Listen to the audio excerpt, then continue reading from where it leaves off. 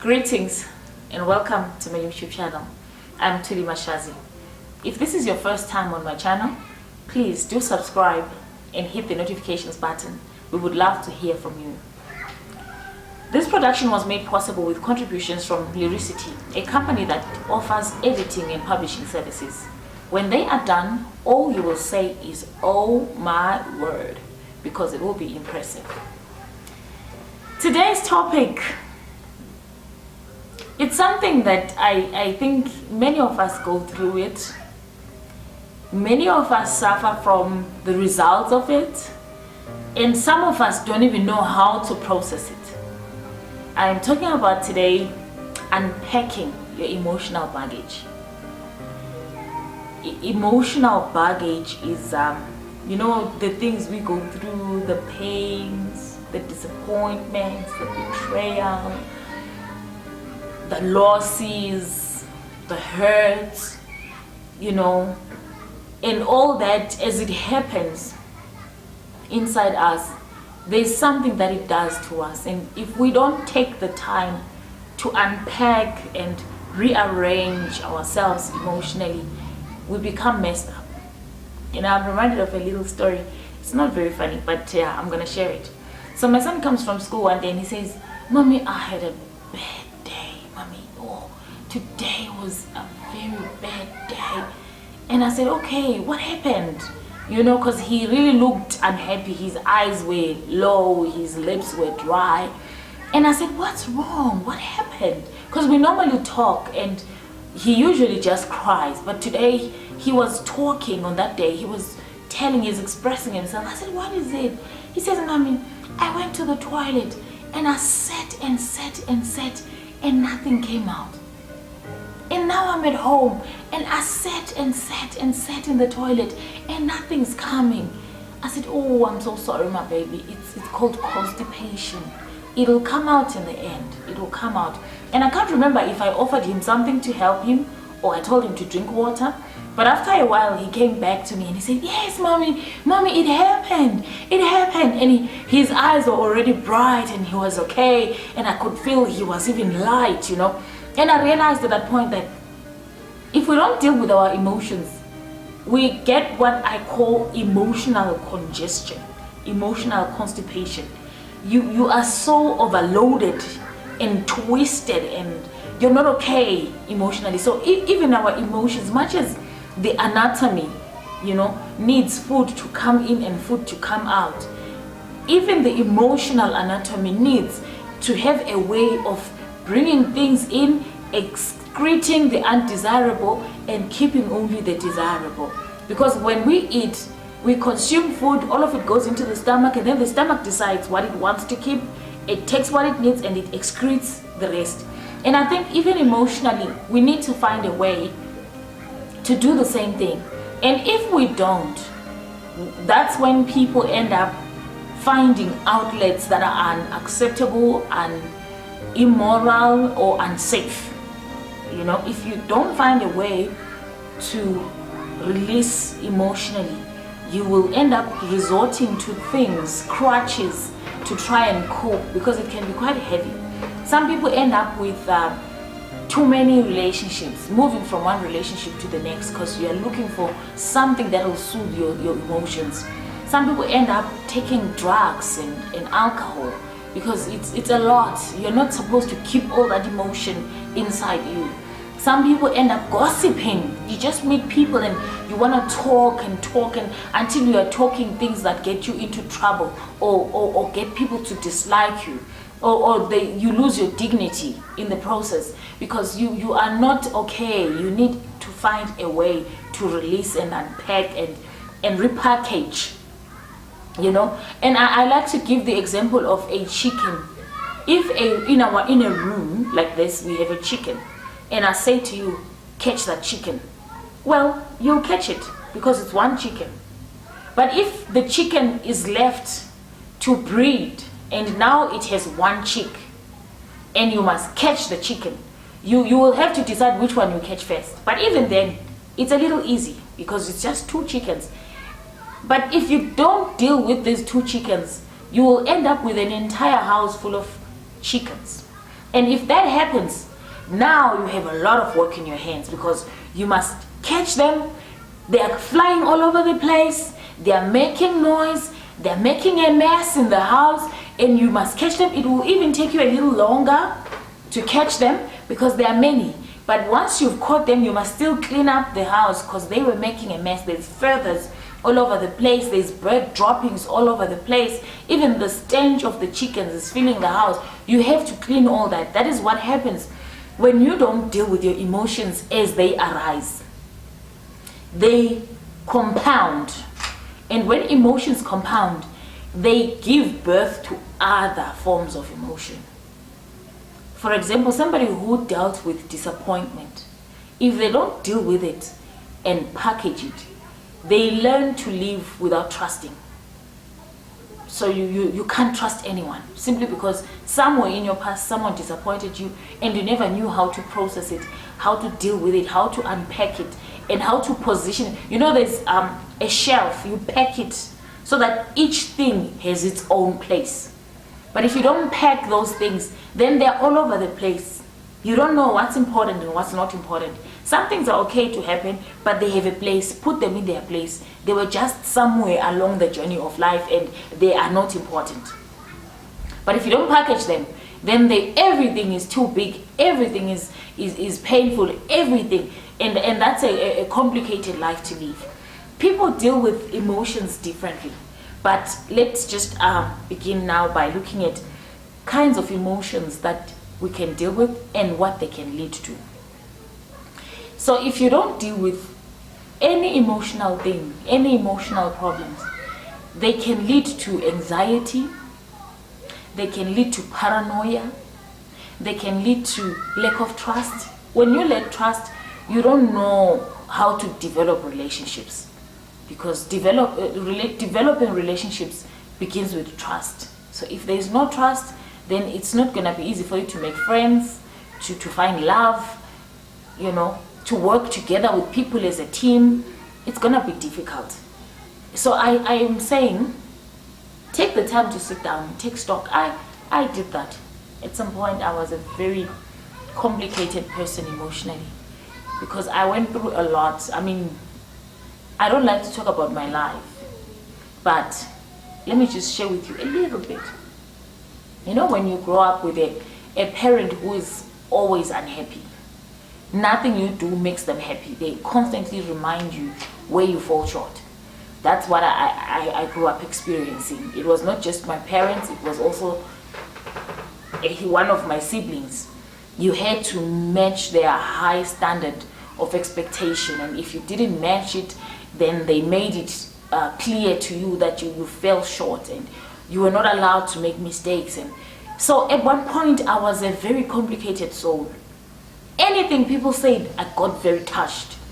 It's like I was a city without walls. There's a verse in the book of Proverbs that says a person who cannot guard their emotions is like a city without walls, which means anyone can come in and go and they can do what they choose. There's no boundaries, there's no limits.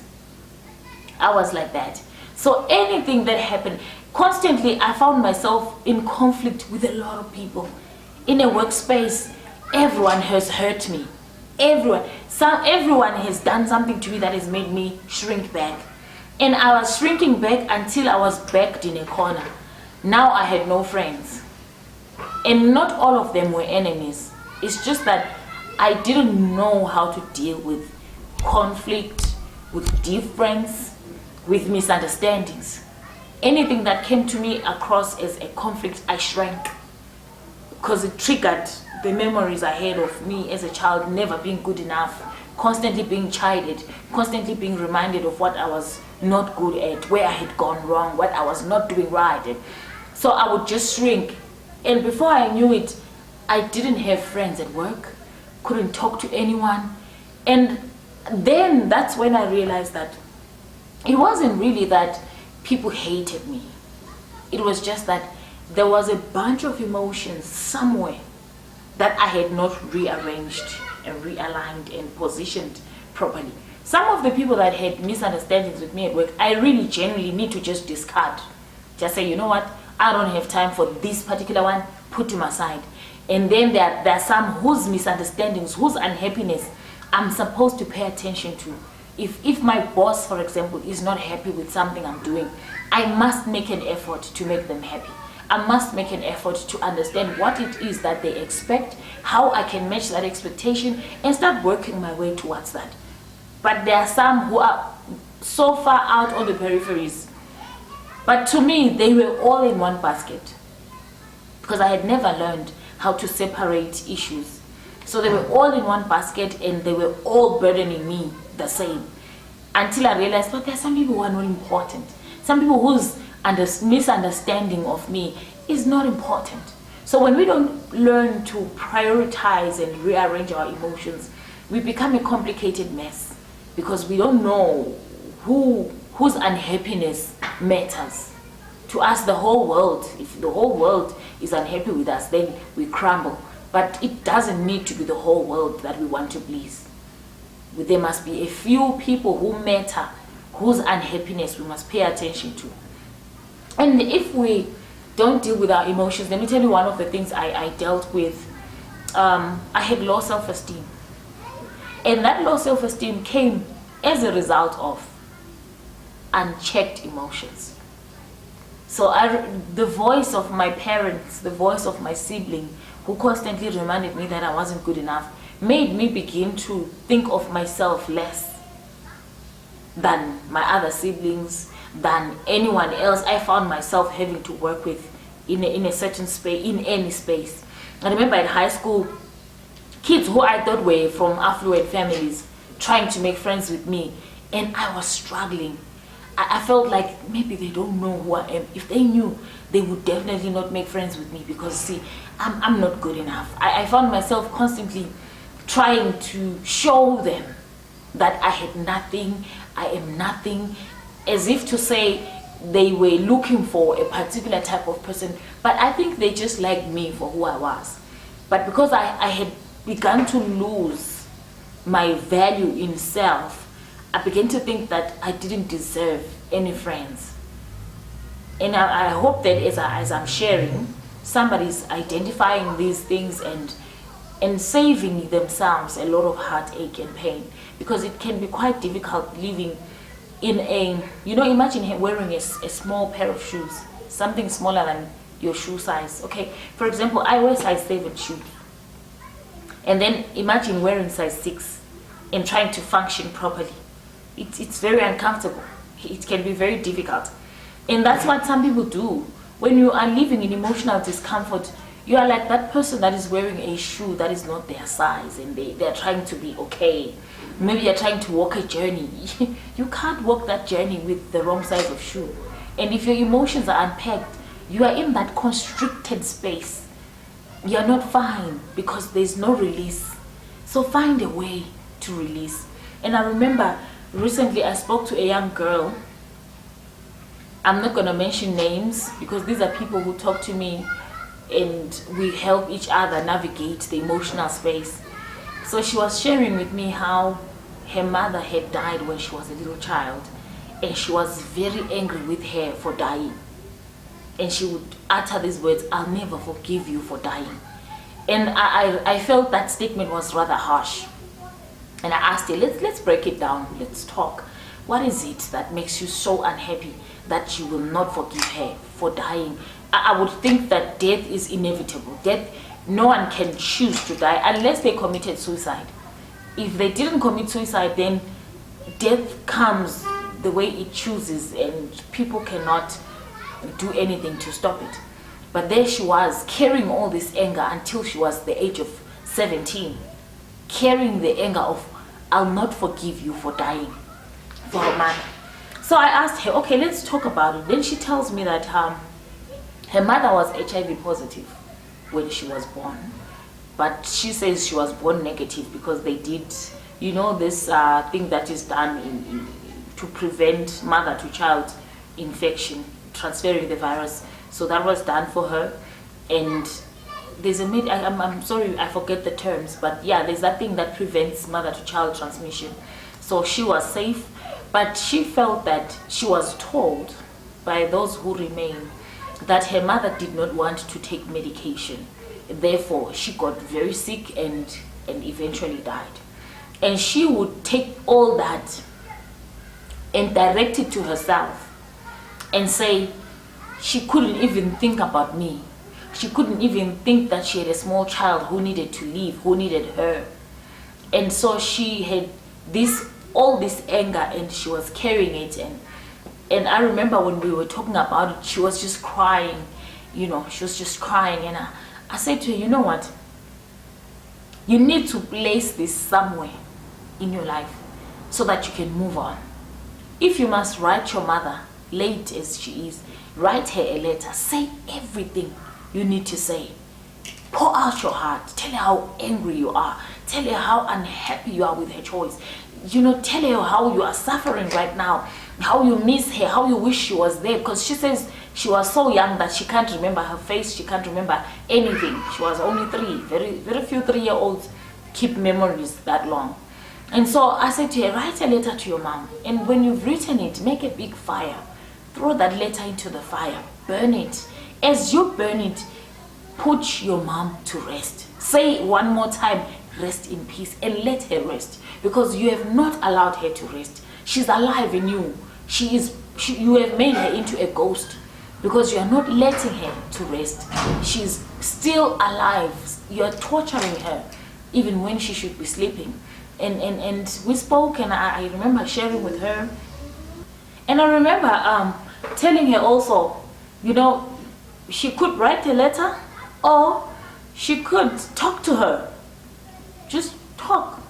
Go somewhere, put a pillow next to you, and that's your mom. Address her. Talk to her. Tell her what you're thinking. Tell her what you're feeling. And as you do that, package that thing and pack it away and then leave. Because as long as she wasn't dealing with this emotional pain that she felt her mother had caused her, there was a real possibility that she could end up becoming like her mother. That she could end up making irresponsible decisions and could end up getting an infectious disease. She could end up having a child while still young, maybe while still in school. It was possible. When you don't deal with your emotions, they become so real and so alive that you can even reproduce them. You can reenact them. It's called projection. If you don't deal with your abusive father who was always insulting, you carry that voice, and when you meet your own children, you become your father to your children. You will be shouting at them, disapproving all the time, because you never buried those emotions. You never excreted, so to speak, those emotions. So they remain alive. It is best that you deal with them, move them out of the way, and then live your life the way you choose. Because if we don't deal with the emotions, then they choose for us how we must be, how we must live. So I like to call it a spade, an emotional spade. You know how you need a spade to clean up your anatomy, your gut system. You also need an emotional spade to clean yourself up emotionally. One of them is crying. If you feel that you are emotionally overloaded and you are just not able to carry on, cry. Find a beautiful occasion to just cry. Get into the shower. Let the tears flow. No one will see that it's tears because the shower is also doing its thing. Or just get into your blankets. Cry. And let all those emotions go. Release them. Don't wake up tomorrow to reenact, to rehash in your head. Just let it go. The second form of emotional spade is talking. Some people feel that their problems are too complicated to talk about. I feel that sometimes. For example, parenting. I do feel sometimes the emotional baggage of being a mom, because I must cushion my children from everything that they go through. Whatever they go through at school, when they come home, they want to bounce it off me. Whatever happens when they play with their friends, they come home, they want to bounce it off me. And in the meantime, I'm a single mom. I don't have anyone to bounce off with. So I'm carrying their baggage and my baggage. And sometimes it's just a lot. And I need an outlet. So I let the tears flow. I just cry. I don't want to talk about it. Because I'm not complaining. I'm not complaining that I've got kids. I'm not complaining that I'm a mother. I'm not complaining that I have responsibilities. But I cannot dispel or dismiss the truth that those responsibilities come with emotional baggage. So I don't want to talk about it, but I just want to cry, just to release the emotions. And the second thing you can do to flush out emotions so that whatever you've taken in, the important things remain and the chaff goes away, you can talk. Find someone you can talk to. There's counselors, there's social workers, there's pastors, there's friends. Some of our friends are really trustworthy. I have a friend or two whom I know that when I talk to them, I've dumped, I've buried. It never goes anywhere else. And they never even remind me of it. They don't come back and say, yeah, I remember that thing that that problem. No, it's gone. We talk about it, we leave it there. We move on with life.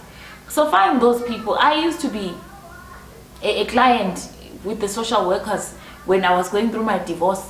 I booked myself in and I said, I'm dealing with a divorce. I need to process it so that I don't carry the emotions that come with divorce, the bitterness, the pain, feeling rejected, feeling like a failure. I didn't want to carry all those emotions to the rest of my life.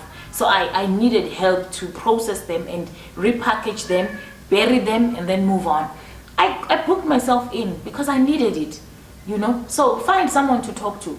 Sometimes you just meet a total stranger and talk to them. That way you are sure that they don't know your name, they don't know the people you're talking about, so they'll just, you are just releasing. You know, let me give you a very dirty picture.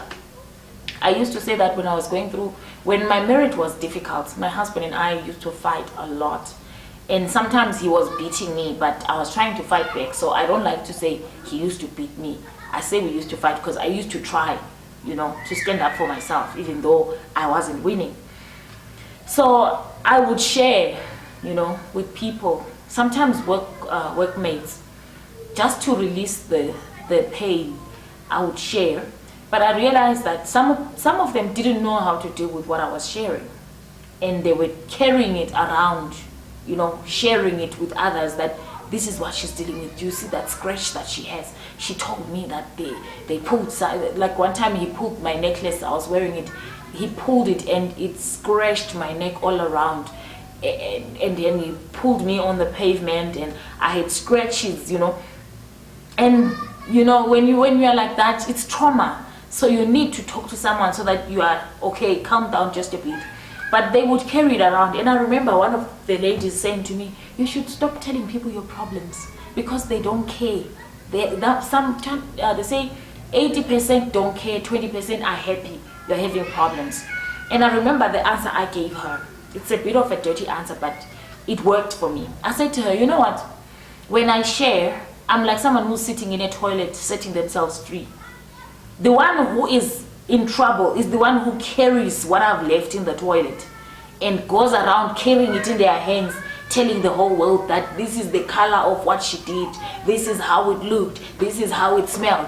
Well, you are trying to tell people that the things I left in the toilet smell, but you are smelling yourself because you are carrying it. You are dirtier than me. So I'm free, I'm gone, I'm happy, I'm light. You are the one who's choosing to sit in my toilet and not even spray. You want it raw and you are repeating and repeating and repeating what I said. Well, it's their choice. I said those words. I said it's their choice. They like to sit in poop. They like to sit in dirt. I don't care. I'm okay. Besides, there's no lie in what they're repeating. I'm the one who shared it because I wanted to be free and happy. If they think it's newsworthy, well, that's their problem. It's not mine. So you need to be free. Just do what works. Don't carry emotions because you are afraid that when people know, then maybe they're going to think less of you, and then maybe they're going to think you're not as happy as you looked. I think it's one thing to put up a front. It's another to be really, really free and happy. And I'm done putting up a front. I'm done pretending. I'm done acting. I'm happy. If I'm happy, I'm happy. If I'm not happy, I look for somebody to talk to and we talk. And then the third thing that you may need to do, and the first is to cry, the second is to talk, the third one may be to relocate. reassign. You may have to move from this group of people to another group because they are not helping you. You may have to change where you stay. Find yourself in a whole new place. Give yourself a chance to start afresh and be who you want to be. I call it reinventing. Reinvent. I did that. When I broke up with my husband, I moved to a different town, different experience, different life, because I needed to give myself a chance to forget. So if you stay in the same place, sometimes every little thing reminds you what you went through. You pass through the streets, you remember. I remember one night he was holding me by my trousers, pulling me on the street all the way to our house. And the kids I used to teach lived in that community. And I don't want to think what they were thinking when they were looking at me the next day. I didn't want to dwell on that. But it was embarrassing. He made me lose my dignity. And if I was going to regain my dignity and my stature, I needed to go to a new place where I could set a whole new picture, paint a whole new picture of who I wanted them to perceive me as. And I did that. I am respected by my neighbors. They don't know anything that I went through in the past, and I'm not telling. Not because I want it secret, just that I want to give myself a chance to begin again, to set a whole new course for my life, because there's no need to bask in emotions, to rehash and recycle emotions. There's no need. So with these few words, I hope that even as we are dealing with Corona, we will find a way to release the emotional pain that comes with grief. Let it come in, take what you keep, and release what you don't need. When we lose people we love, there's good memories. There's good things, experiences that we have shared. Good places we went to. Keep that. The pain of loss, the loneliness of loss, let it go. So that you don't live as a victim of grief and a victim of pain. May we live free and happy. Till next time, goodbye and God bless.